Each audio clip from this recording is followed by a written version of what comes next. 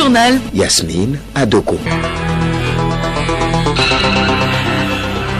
Madame, Monsieur, bonjour. Les titres de ce journal. Tout se précise pour les élections locales de cette année dans notre pays. La révision des listes électorales est fixée du 16 au 18 mai. La campagne électorale aura lieu du 14 au 28 juin et le vote se tient le 30 juin.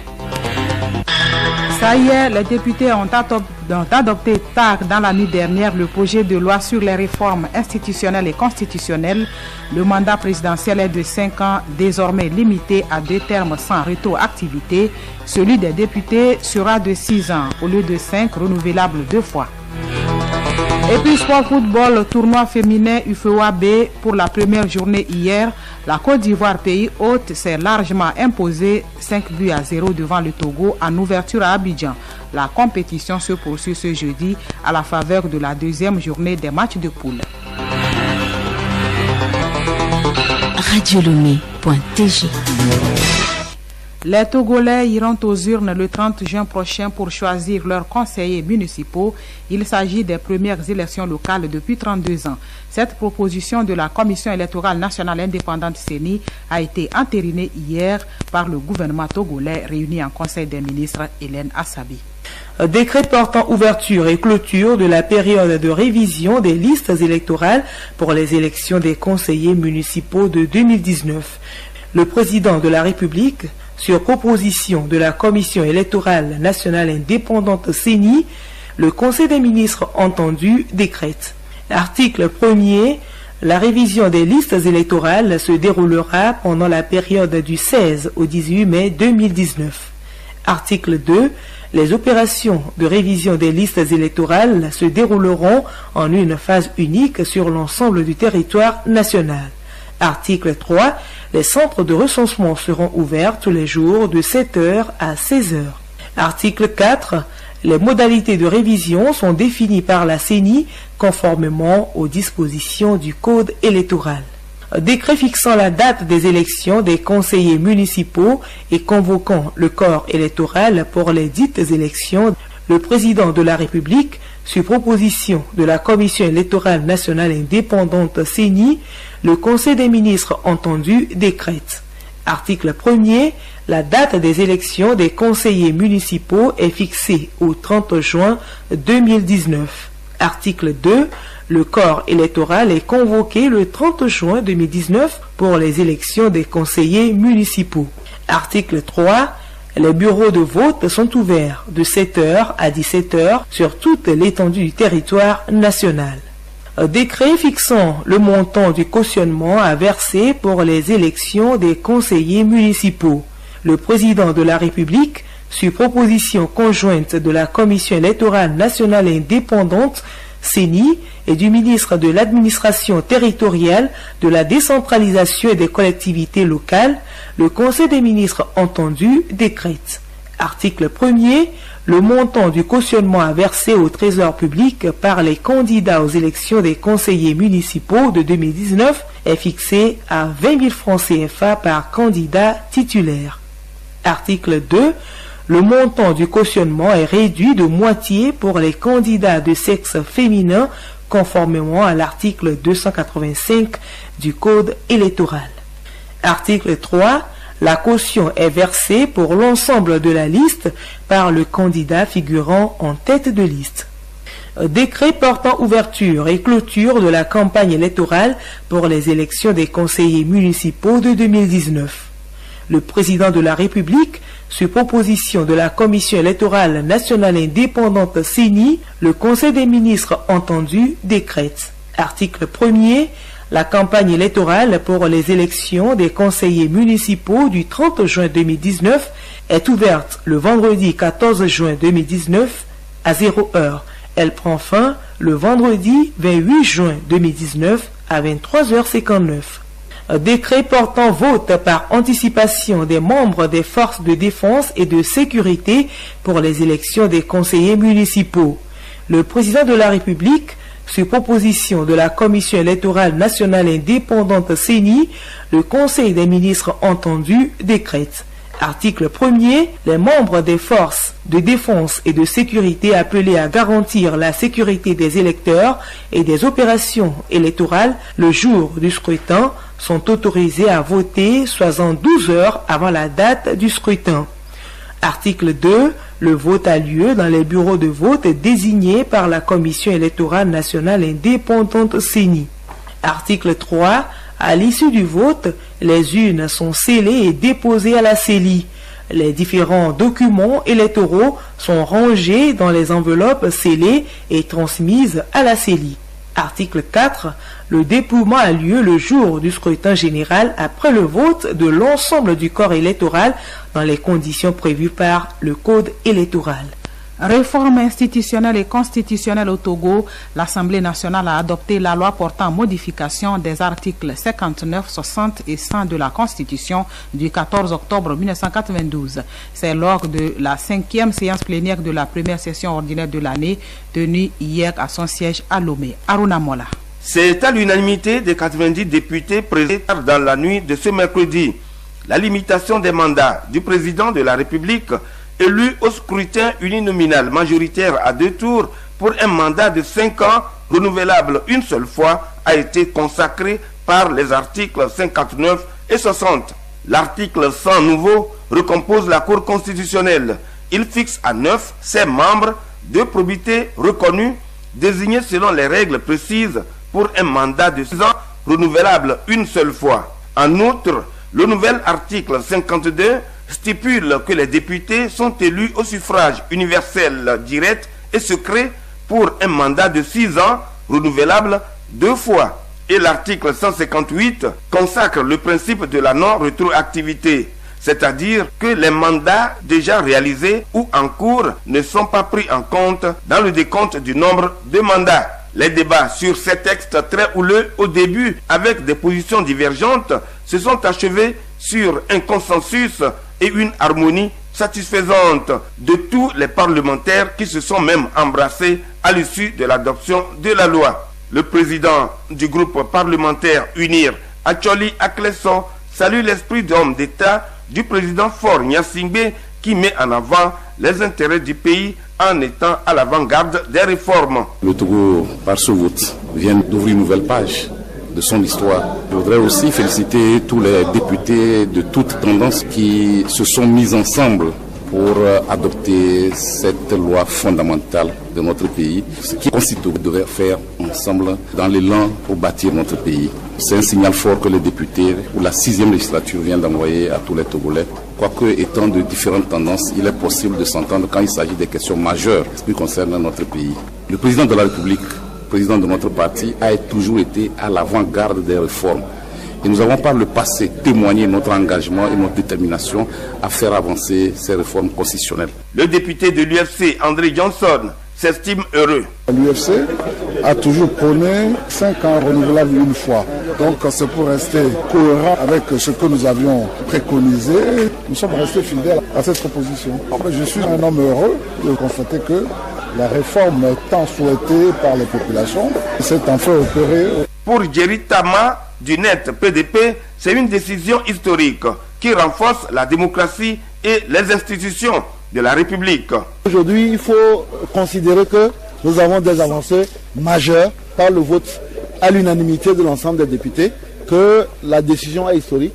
Voilà pourquoi nous sommes associés à tous les députés pour voter donc ces réformes constitutionnelles qui consacrent en réalité les différents points avancés par la CEDEAO, mais aussi près de 25 autres articles qui renforcent notre démocratie et nos institutions. Nous sommes très contents parce que cette date est historique. Le 8 mai, c'est la fin de la Deuxième Guerre mondiale. Nous espérons aussi que ce 8 mai-là soit la fin de la crise politique dans notre pays. La présidente de l'Assemblée nationale, Chantal Yawadjigbodi Tchegan, salue cette avancée qui permet de doter le Togo d'institutions modernes. La Constitution de 1992, révisée en 2002, a apporté à nos institutions une stabilité qui leur faisait défaut et un exécutif fort, capable d'engager la modernisation nécessaire du pays. Et cette loi de révision constitutionnelle a pour vocation de renforcer la légitimité des institutions de la République. Nous saluons donc les avancées obtenues dans les choix audacieux des réformes de ce jour. Élargir le périmètre des assujettis à l'obligation de déclaration du patrimoine avant d'occuper de hautes fonctions, c'est se donner une exigence de transparence et de moralisation de la vie publique, ce que l'on attend de la République. Offrir la procédure du contradictoire aux parties devant la Cour constitutionnelle, elle-même suffisamment restructurée, tant sur sa composition, la durée du mandat que sur sa saisine, c'est faire le choix d'une meilleure qualité des normes et faire de la Cour constitutionnelle la figure de proue du processus de consolidation démocratique. Mettre la Cour des comptes à l'aune de la décentralisation, incarnée par l'extension de ses compétences à travers les cours régionales des comptes, c'est rechercher l'efficience dans la gestion des deniers publics. Pour Christiane Trimois, ministre en charge des relations avec les institutions de la République, ce jour sera une référence dans l'histoire du Togo grâce à la 6e législature. L'histoire retiendra que c'est la 6e législature tel Josué qui l'a concrétisée. Ce jour sera marqué d'une pierre blanche dans l'histoire du Togo, sera cité avec récurrence. Car en dotant ce jour notre pays d'une loi constitutionnelle emblématique qui rénove les institutions et renforce la démocratie et la gouvernance dans notre pays, vous venez de parachever le lancinant débat sur les réformes constitutionnelles. Cette réforme d'envergure est une preuve de votre engagement résolu pour la stabilité et la prospérité de nos concitoyens. Quant au commissaire du gouvernement Payadoua Boukwesi, c'est un jour choisi par Dieu pour la réalisation du destin du Togo dans la paix et le développement. Nous avons le privilège d'être témoins des difficultés que notre pays a connues à l'intérieur de cet hémicycle pour l'adoption de ces réformes qui sont les réformes essentielles pour un pays. Les séances se sont terminées en queue de poisson. Aujourd'hui, Dieu a dit non à la bagarre. Dieu a dit non au désordre. Dieu a dit oui à l'apaisement. Dieu a dit oui aux réformes constitutionnelles. Ce que Dieu a fait, il l'a fait à travers vous, mesdames et messieurs, honorables députés de la 6e législature.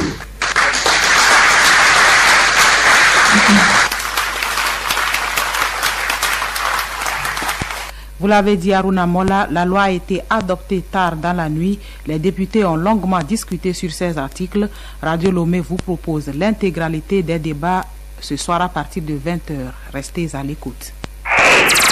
Écoutez Radio Lomé sur le web, sur le www.radiolomé.tg. Les conclusions de la mission de l'UNESCO sur le diagnostic de l'existant en matière de patrimoine culturel immatériel au Togo sont soumises à validation des acteurs du domaine depuis ce matin à Lomé. La rencontre s'inscrit dans le cadre de l'évaluation de la mise en œuvre de la Convention de 2003 relative à la sauvegarde du dit patrimoine. Amara Moussa. Le patrimoine culturel immatériel est un ensemble de danses, de chants, de rites initiatiques et de savoir-faire ancestraux. Et la mission de l'UNESCO qui a sillonné le Togo du 22 avril au 6 mai dernier et dont les résultats font l'objet de validation au cours de cette rencontre de 2 jours a permis de renseigner sur l'existant en matière de patrimoine culturel immatériel au Togo, mais aussi sur les problèmes liés à sa sauvegarde. Thiem Yogebe, secrétaire général de la Commission nationale du patrimoine culturel, également conseiller technique du ministre en charge de la culture. Au niveau de l'atelier, on va valider ce qu'ils ont vu sur le terrain, quels sont les problèmes, quelles sont les difficultés, quelles sont les forces et les atouts et les faiblesses, et donc proposer maintenant des apports de solutions, c'est ça qui est le projet pluriannuel, pour résoudre ces problèmes-là durant les années qui vont venir. Et à l'heure du programme national de développement que soutient le gouvernement, il est question de vraiment faire en sorte que la culture puisse contribuer au développement économique et social. L'atelier de validation a connu la participation du ministre de l'Enseignement supérieur et de la Recherche, Kofi Akpagana, et du directeur du bureau régional et multisectoriel de l'UNESCO à Abuja, Ido Yao, en séjour au Togo.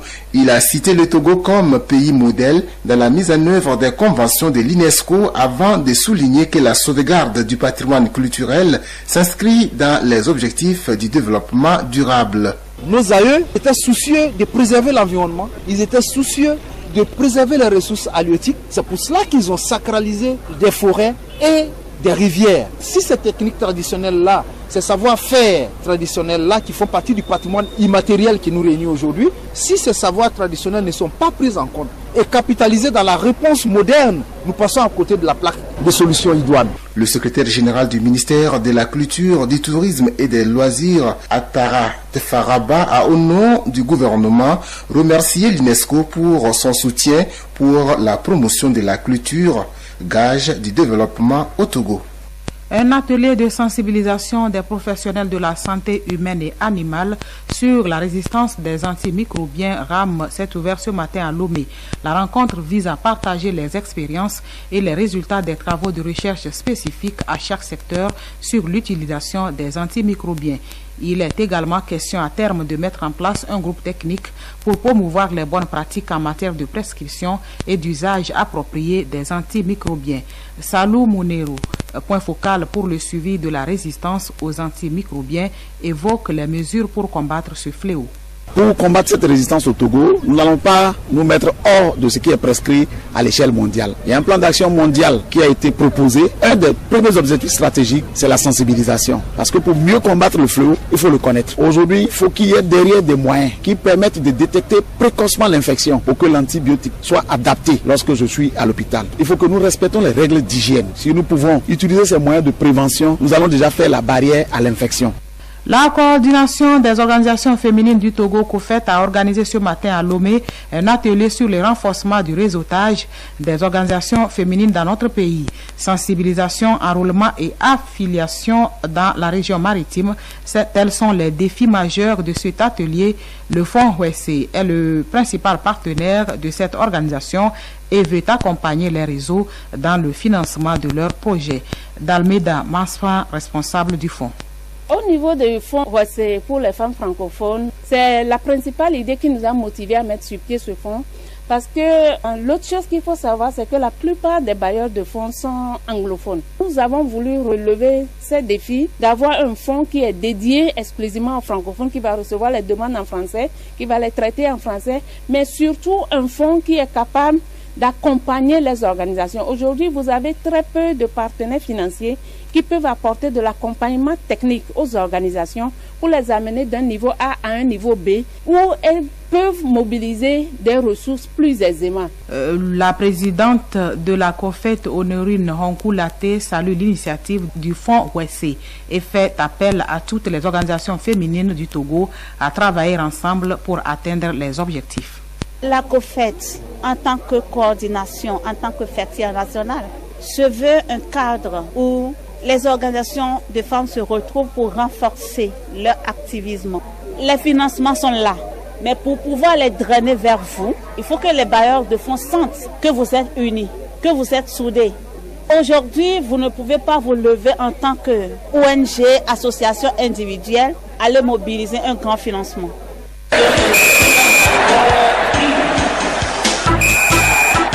Football, le tournoi de l'UFOA Zone B Dame Abidjan 2019 démarré hier se poursuit ce jeudi en Côte d'Ivoire, Yao Kamake.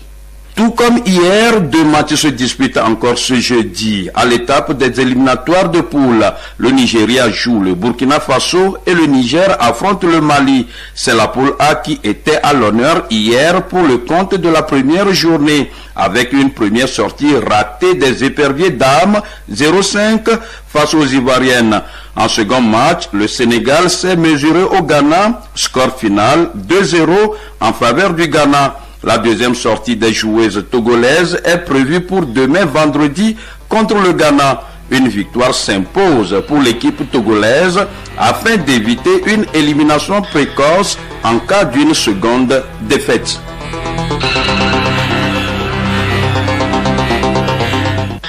C'est la fin de cette édition. L'actualité, c'est l'adoption hier du projet de loi sur les réformes institutionnelles et constitutionnelles. Le mandat présidentiel est de 5 ans, désormais limité à 2 termes sans rétroactivité. Celui des députés sera de 6 ans au lieu de 5 ans, renouvelable 2 fois. Merci d'avoir suivi le journal.